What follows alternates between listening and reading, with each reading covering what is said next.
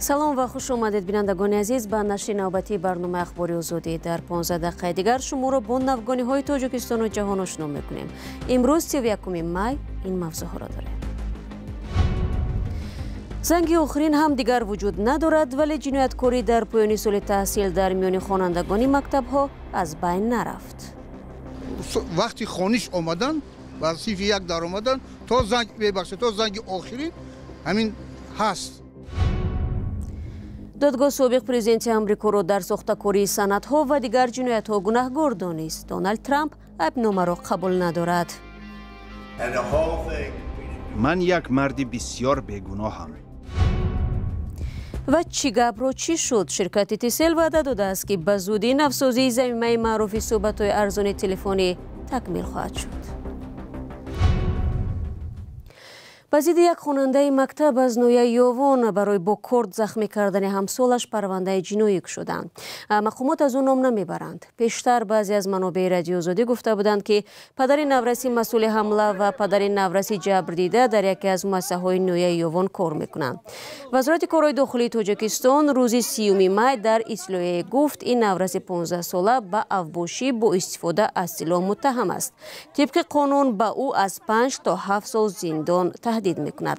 ҳодиса рӯзи 25 май рӯй дод ва ба дунболи он Гулшан Бобизода мудири маорифи ноҳияи Ёвонро аз мақомаш барканор карданд. дар гузашта борҳо дар охири соли хониш ҳар гуна маъракаҳои шабеҳи занги охир ва ҷамоматҳои серхароҷоту гоҳо миёни хонандагон занозанӣ сурат мегирифт. бо таваҷҷӯҳ ба ин масъулони низоми маориф занги охиронро манъ карданд. тавре аз гузориши ҳамкорам Барод Юсуфӣ бармеояд, имсол низ даҳҳо ҳазор хатмкунандаи мактабҳои Тоҷикистон охирин рӯзи таҳсили худро хомӯшона гузаронданд. охирин рӯзи таҳсили Самира Мусаммирова, хатмкунандаи мактаби рақами 1 шаҳри Душанбе, мисли ҳамаи рӯзҳои дигар муқаррарӣ гузашт. ҳарчанд дар хурдсолиаш дида буд ки дар ин рӯзи занги охирин ё ҷашни камолот хатмкунандагон бо чӣ шӯру шавқи онро ид мекарданд. ба фикри ӯ бисёриҳо ки дар гузашта шоҳиди чунин ҷашн буданд, бозгашти онро орзу доранд. бале, мехостем ки занги охирин баргардад, ҷашн гирем, барои он ки ин дар вай дар хотира монад, хотираи ҳамаи мо монад. вазорати маориф ва илми Тоҷикистон занги камолот барои хатмкунандаҳои синфи 9 ва 11 мактабҳои миёнаро соли 2016 расман манъ кард. гуфта мешавад, ин қарор дар заминаи қонуни танзими анъана ва ҷашну маросимҳои миллӣ гирифта шудааст. на он вақт ва на баъдан аз омӯзгорон, падару модарон ва худи хатмкунандагон пурсида нашуд ки чӣ назар доранд. имрӯз бархе аз онҳо чунин ҷашнро муҳим медонанд. ҳатман ба таври ҳатмӣ баргардондан дар кор, чунки ана ҳамин занги аввалину занги охирин ба дар ҳамин мафкураи ҳар як ҷавон то охир меистад. ина дар майдаи сари ман аз вақти хониш омадан ба синфи як дар омадан то занги охирин ҳамин ҳаст. ман фикр мекунам ки ман фалон сол ба мактаб омадам ва фалон сол онро тамом кардам. ин аз як ҷиҳат ҳавасмандии худи ҳамун аврасо, ҳамун ҷавоно зиёд мешавад, дар хотирҳошон қайд мекунанд. ина аммо бархе дигар зидди баргузор кардани чунин иду маросиманд ва мегӯянд он бедалел манъ нашудааст. дар замоне ки мо мактабро хатм кардем, дар ҳақиқат ҳам занги охирин гуфтани як вожа, як фаҳмиш, як дарк вуҷуд дошт. мо инро қайд мекардем, аммо бояд қайд намоям ки ҳар чизе ки давлат, масалан ҳукумати ҷумҳурии Тоҷикистон, давлат, парлумони ҷумҳурӣ масалан манъ мекунад ё ки тавсия метиҳад ки баргузор карда нашавад, мо ҳатман бояд риоя кунем. чун ин чизҳо бо истилоҳ спонтанна намешавад. яъне таҳлилҳо мегзаронанд, сабабҳояшро меомӯзанд, хоб баъд ба хулоса мебиёянд ва ин як нафар масалан дар ин масъала кор намекунад. гурӯҳи масалан мутафаккирон ҳастанд, донишмандон ҳастанд ки ба ин хулоса мебиёянд. модоме ки агар кишвари мо манъ карда бошад, албатта мо қабул дорем, дастгирӣ мекунем. кай вақте ки занги охирро мегузаронданд, бисёр корҳои ҷиноятӣ мешуданд. бисёр корҳои ҷиноятӣ мешуданд. хонандагон мерафтанд то шаба, қоидаҳои ҳаракати роҳ чӣ мекарданд, вайрон мекарданд. дар ресторанҳо, дар тарабхонаҳо то шаб баъзе мешуд ки машруботи спиртиро менӯшиданд. хушбахтона он аст ки ҳозир ҳамин занги охирон дар ҳамин давра гузаронда намешавад. таҷлили бошукӯҳ аз занги охирин дар мактабҳои тоҷикистон бо ҳадафи ҷилавгирӣ аз хароҷоти зиёдатӣ ва риояи талаботи қонуни танзими ҷашну маросим соли 2007 бо фармони вазири вақти маориф Абдуҷаббор Раҳмонов манъ шуда буд. Аммо то соли 2016 мактабҳо имкон доштанд бо хатмкунандаҳои худ дар як ҷамъомади калон дар саҳни мактаб бо ширкати ҳамаи хонандаҳо худоҳофизӣ кунанд. дар ин маросими 45 дақиқаӣ шеъру сурхонӣ ҳам мешуд ва бо вуҷуди таъкиди вазири маориф бархе аз хонандаҳо баъд аз хатми мактаб ва супурдани имтиҳонот шабнишиниҳои пинҳонӣ меоростанд. баъдан ҳамаи ин низ мамнӯъ эълон шуд. имсол мактабҳои тоҷикистонро наздики 103 000 ҷавон хатм мекунанд бе ягон маросиму ид ва бештар бо изтироби интихоби роҳи ояндаи зиндагии худ. бинандагони азиз, ҳамон гуна ки дар гузориши ҳамкорам барои Суфӣ аз душанбе дидем, бо гузашти чанд сол то ҳанӯз назари волидайни хонандагон ва худи муассилин дар бораи манъи занги охир дар макотиби Тоҷикистон яксон нест. агар шумо низ азизон дар ин бора гуфтанӣ доред, метавонед зери ҳамин барнома нависед. вакилони мардумӣ дар Русия бори дигар мавзӯи манъи кори муҳоҷиронро дар бахши мусофиркашонӣ матраҳ карданд. ин дар ҳолест ки то имрӯз бе ин ҳам дар чанд минтақаи Русия муҳоҷиронеро ки бо патент фаъолият доранд аз ҳаққи рондани таксӣ маҳрум намуданд. масъулони хадамоти таксӣ мегӯянд чунин иқдом нархи роҳгироро баланд кард. зеро тибқи оморҳо тақрибан нисфи ронандагони нақлиёти мусофирбару боркашонӣ дар Русияро муҳоҷирон ташкил медоданд. хиромон бақозода бо тафсилоти бештар.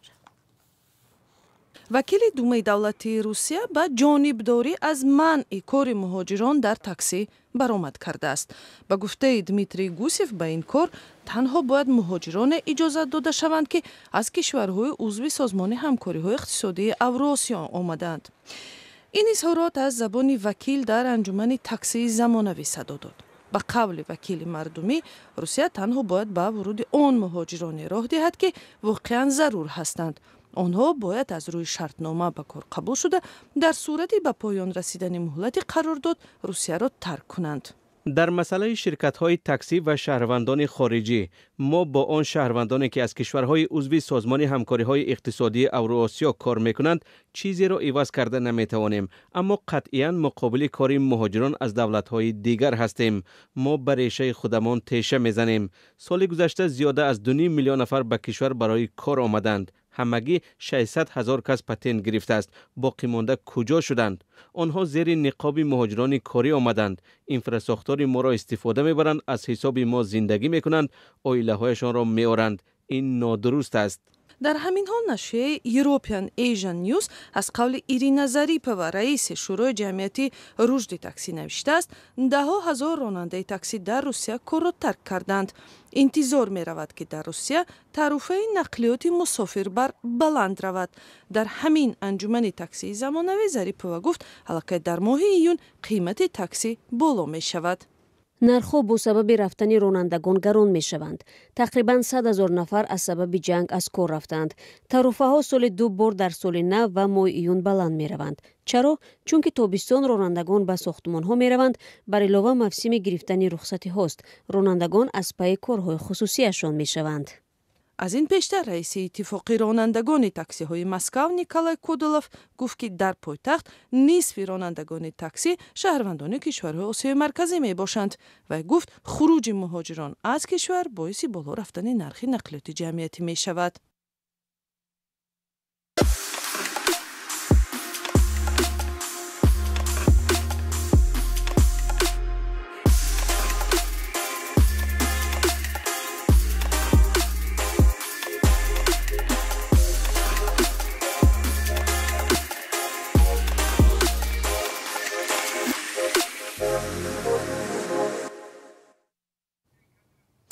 برنامه اخباری آزادی را ادامه میدیم. دونالد ترامپ نخستین رئیس جمهور در آمریکا شد که او را به جنایت گناهکار دانستند. روز پنجشنبه هیئت حکمانی دادگاه نیویورک دونالد ترامپ را به ساختاری سندها برای پنهان کردن پول حق سکوت به ستاره فیلم های پورنوگرافی استورمی دانیلز گناهکار دانست. به گفته مفتشان سال 2016 و پیش از انتخابات ریاست جمهوری دونالد ترامپ به استورمی دانیلز پول داده است و درباره رابطه شون با کسی چیزی نگوید. همکارم کای مرسیت تا گزارش میدهد.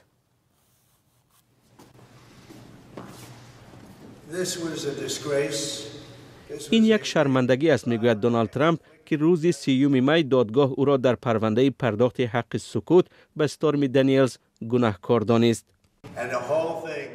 من یک مرد بسیار بیگناهم. دادگاه گفت که رئیس جمهوری سابق در آستانه انتخابات سال 2016 هم به ستاره فیلم های پورنوگرافی پول داده است تا از رابطه جنسی که با او داشت گپ نزند. برای پنهان داشتن پرداخت حق سکوت سندها را ساخته‌کاری کرده است. حکم دادگاه امریکا را قبل از انتخابات پرزیدنتی روز 5 نوامبر در یک وضع غیر قابل پیش بینی قرار داد. ترامپ اندک پس از صدور حکم گفت که هر گونه قانون شکنی را رد می کند و افزود که از حکم دادگاه شکایت می برد. دونالد ترامپ به 4 سال زندان روبروست اگرچه شخصان دیگر با عین قانون شکنی ها حکم کوتاه‌تر گرفتند یا جریمه بزرگ سپرده و یا به زندان شرطی محکوم شدند. در صورت زندانی شدن هم او حق دارد که معرکه انتخاباتی پیش برد و یا در صورت پیروزی سوگند یاد کند. الین کامارک تحلیلگر سیاسی از پژوهشگاه بروکینگ امریکا میگوید من همیشه فکر میکردم که این محاکمه بیشترین آسیب را به او میرساند، هرچند که مسائل حقوقی اینجا مهم نیست، اما آسیب بیشتر به او از نظر شخصیت میرسد. کاملا واضح است که زمان همسرش با طفل نوزاد در خانه بود او با این زن رابطه داشته است. دادستان سابق و حقوقدان رابرت مینز میگوید حکم دادگاه پایه های امریکا را همچون یک کشور لرزاند. به نظر من او را برای مدت زندانی میکنند و فکر میکنم بسیار کوتاه. این یک جزای رمزی می شود نه تنبیه. اما اگر حکم زندان شرطی بگیرد بسیار تعجب آور خواهد بود. حکم دونالد ترامپ را روز 11 ایول اعلان میکنند. پرونده مذکور یکی از سبکترین ها برای دونالد ترامپ است که به 3 جنایت دیگر هم متهم می شود و این یک محاکمه بود که قبل از انتخابات صورت گرفت. بقیه بنابر مقررات حقوقی به تأخیر افتادند. چند روز اخیر کاربران رادیو زودی از پیش آمدن مشکلات در استفاده ضمیمه موبیلی چیکاپ شکایت میکنند. این برنامه را که از جانب شرکت موبیلی تسل راه اندازی شده است، اساساً مؤجران کاری و آنهایی که بیرون از تاجیکستان هستند برای انجام دادن زنگ‌های صدایی، ویدیویی و تماس با تلفن‌های موبیلی و خانگی با نرخ نسبتاً ارزان‌تر استفاده میبرند.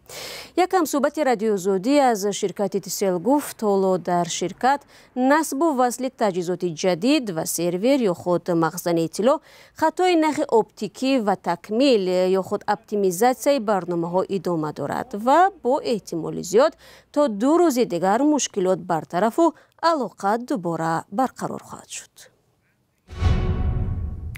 و وزارت عدلیه تاجیکستان روز 31 می انجمن جنجالی حزب دموکرات را درست شمرد و شهباز ابرار را رهبر نوی آن اعتراف کرد.